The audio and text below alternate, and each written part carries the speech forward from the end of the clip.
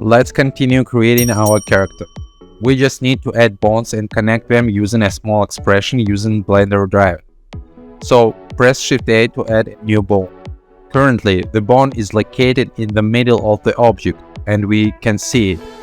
To make it visible, we need to make a small adjustment, the panel on the right. Select Viewport Display and check the box for names in front and axis to see the direction of the coordinate axis for each bone. Each bone consists of a bone body and a tail, and they have their own coordinates. In Blender, there are two modes for working with bones. Edit mode, where we're working with bones and create hierarchy and structure, and pose mode, where we define the interaction between bones and animate them. Object modes allows us to exit the bone editing mode. Don't worry, it will become clear as we go along. In edit mode, select the top part of the bone. Press Shift plus S and align it with the bone body coordinates. Then press GX and align it with the X-axis. Select the beginning of the bone and press EZ to create a new bone. Move it up for now. We need to place the beginning of the bone directly in the middle. To do this, exit Bone Edit mode and go to Edit mode for the object. Then press Shift S to set the 3D cursor to the center of the object. This is important to do, otherwise the bone will not be attached correctly, which will affect the animation and make it look curved. Go back to Bone Editing mode, press Shift plus S and select Selection to Cursor to place the bone directly in the middle.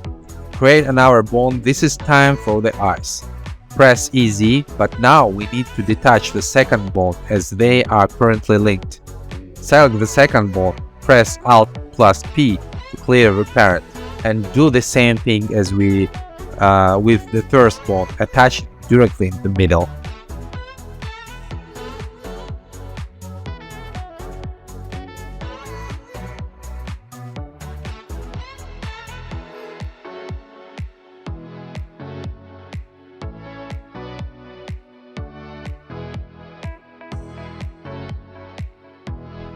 Next, we need to attach the objects to the bones.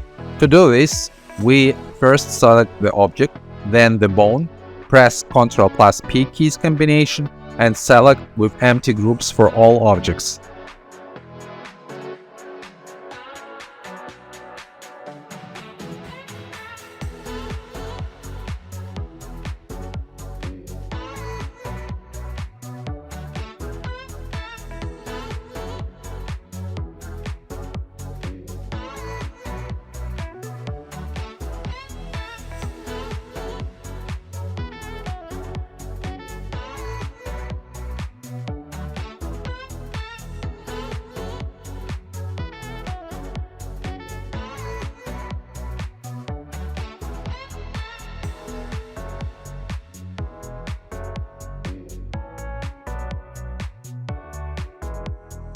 Now, in the Vertex Group tab, our bones have appeared. We just need to assign them to all vertices.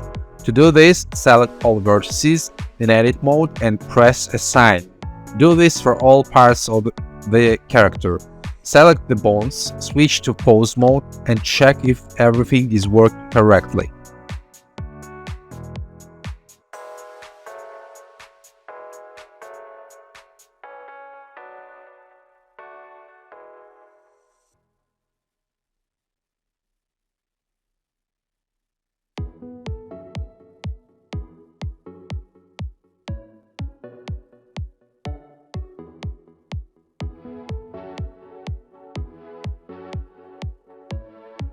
To make it easier to animate the bones, let's switch from quaternion mode with 4 rotations values to Euler mode with 3 axes.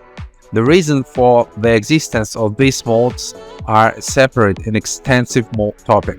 Maybe I'll write a separate lesson on this topic someday. And let's lock the axes that we don't need, and do the same for the eye modes.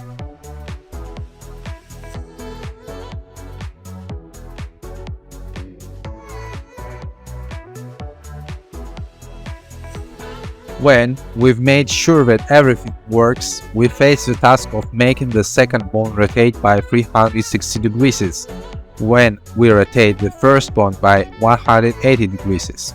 We will do this using drivers.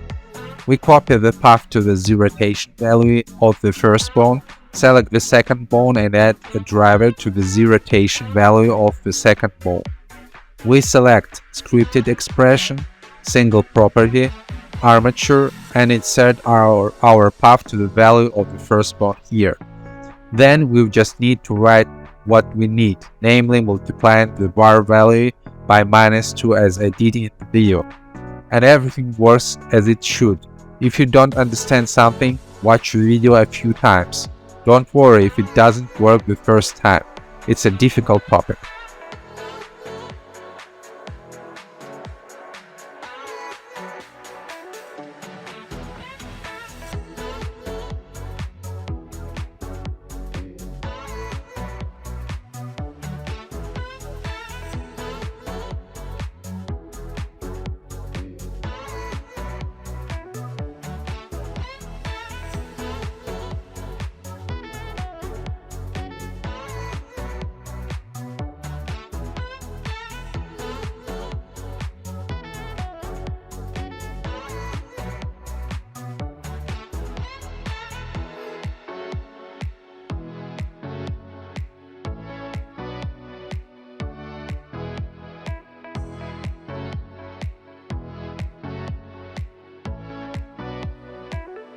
Here is everything. The character is ready for animation.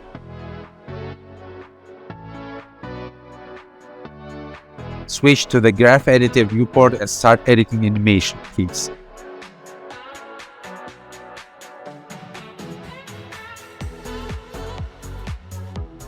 Press I to select what we want to animate. Right now we only need rotation for 2 bones. Set a keyframe, move to frame 25 and rotate by 180 degrees. In the video I made a mistake, but I will correct it later.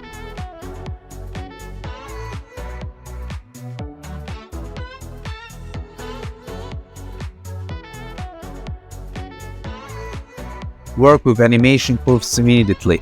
If you have worked with animation before, everything will be clear to you. If not, following along with me the video and try moving the curves yourself. Later, I will record the separate video how to read them. Now we adjust the curve to make the beginning and smoother and the cycle modifier to the last keyframe.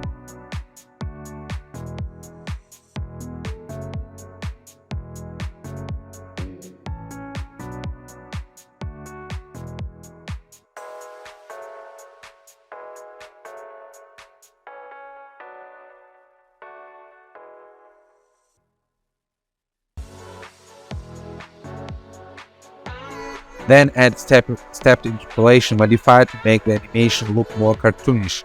Check what we got.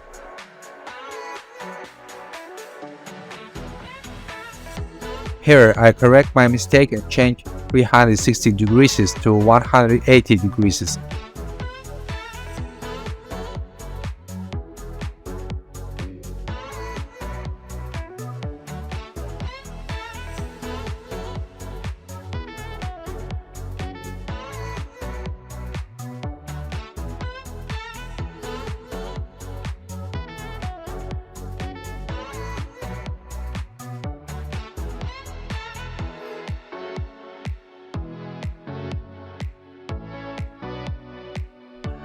As you can see, the modifier works well too. Great, now we just need to animate the character's forward movement.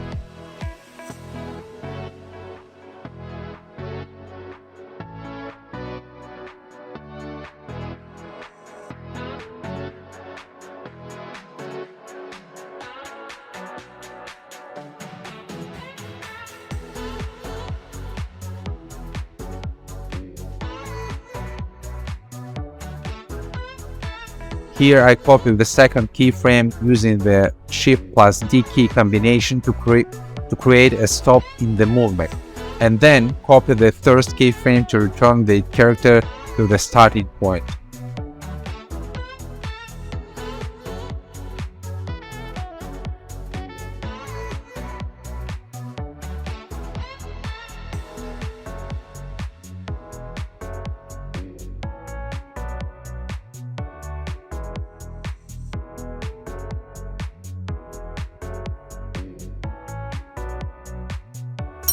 All that's left is to render our animation. Select the path where we want to save the video and choose the formats as I showed in the video.